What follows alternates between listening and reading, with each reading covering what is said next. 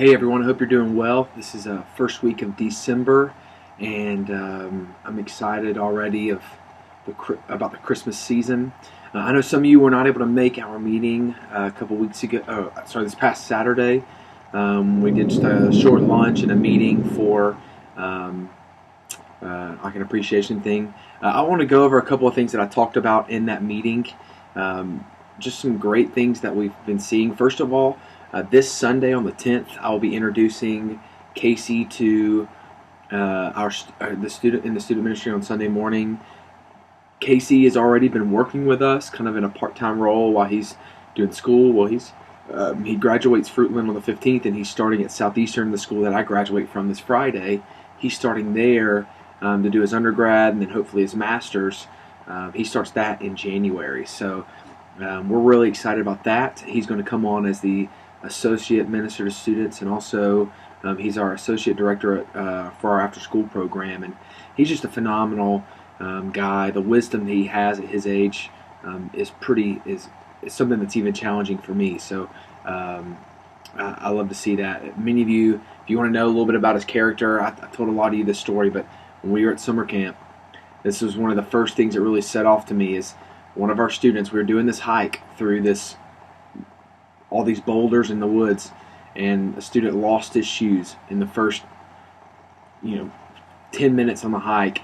Casey takes his shoes off, gives them to him, and then goes the rest of the way barefoot on one foot. And it just blew me away. I know some of you might be thinking, well, Justin, why didn't you do that? Well, Casey had already gotten to him, so I let him just go with one shoe. But I think that just shows you a lot about Casey's character, who he is, his humility, and his willingness to sacrifice.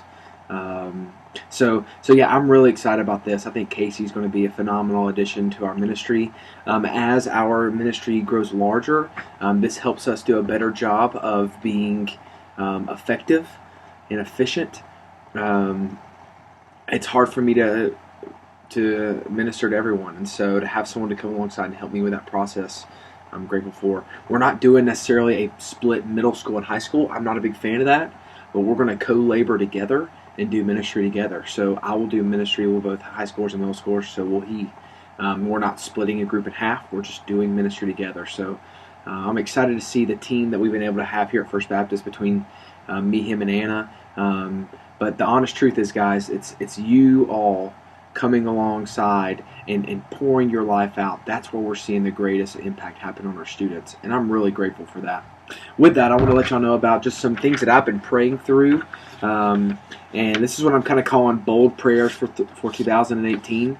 We've seen some great things happen this past year, some good growth, I think some good spiritual growth for our students, but I'm praying for even bigger things this next year. It's this little page right here. If you have one already, that's great. It's something you can put on your refrigerator, put in your Bible. If you don't, please let me know and I will get you one. But in these bold prayers, a couple just things that stick out. They are numbers, but I do think numbers are souls. We're not always about trying to be a bigger thing, but we're like, okay, how do we impact more people? So the first one here is seeing 200 in Sunday school. This is a big goal, but just this month alone, we've averaged about 175, which is incredible, So how cool would it be if this next year we hit that barrier and we're able to hit 200 in Sunday school? Now, that doesn't mean some of our classes might be maxed out. That might mean that we have to multiply some classes. But hey, I think multiplication is healthy, and I would love to see some of that happen. Next one is 40 sent out on mission. We're having a couple opportunities this year with Clarkston. We're also going to take a mission trip to New York this summer to do some ministry with the New York School of Urban Ministry, and also with my friend who's a pastor in Brooklyn, who to do some work with their church and in their community out there. I'm really excited about that. I'm really excited about our trips to Clarkston. So I would love to see 40 students that we send out this year on some of those trips, as well as we want to send some students to Russia this year to do some work with the VBS they're going to do. So I think that's a lot of opportunities that we can send students out from Henderson County. Third one, 20 baptisms. We've had the joy and the privilege to baptize some students this year, but I want to see that number grow. I feel like that's something that I've been really just repenting of, that we have not done a great job of. Now, obviously, we can't save anyone. We can't cause anyone to be saved. It's our job to be faithful, God's job to be fruitful. But I do think that starting with myself, we can do a better job of making sure that we are presenting the gospel clearly and asking people to respond. And then in that, challenging them to follow up in baptism. I believe we have students in our youth group right now who are Christians who've received Christ, but they've never been baptized either. And this is not something you have to do, but I think it's a step of obedience of following Jesus. So I want to see more students baptized on Sunday morning. We're going to do a lake baptism, hopefully in the end of the spring, about May this year, that I would love to see some students baptized in, that we can celebrate together as a church family. I think that'd be really cool. Last one is 5 new organic small groups. By this, what I mean is having some adults or college students who come alongside of teenagers to just pour into their life. Now, this doesn't have to necessarily be just like a hardcore sitting alongside, read through a chapter of the Bible, discuss it, but it's doing life with a group of teenagers.